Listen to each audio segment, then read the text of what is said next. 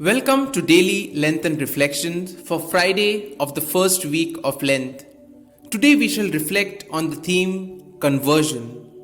The word conversion is one of the most heard words in the Lenten time. This special time that has already started expects us to start a conversion path. That if we have offended, we will be able to ask for forgiveness. And if we have been offended, then we know how to grant forgiveness. There are two kinds of people, those who convert from evil to good and those who turn away from good to evil. The former group have life and rejoice in God with His change.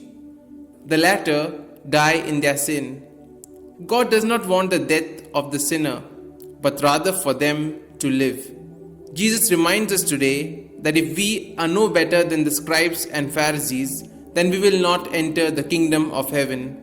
The scribes and Pharisees had pompous ceremonies, but in their hearts they bore a burden of contempt for their brothers and sisters. Love, prayer, and service to our neighbor lead us to practice justice and to live God's mercy more effectively. Let our hearts never get out of the way of conversion.